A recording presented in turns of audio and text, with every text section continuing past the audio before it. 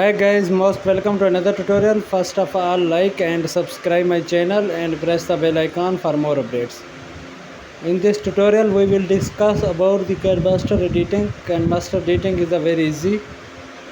Select a diagram and adjust the size in the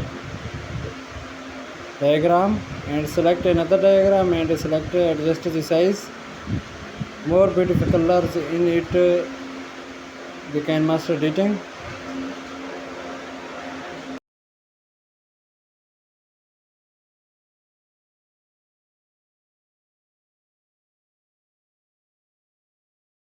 Then we like and subscribe my channel and press the bell icon for more updates.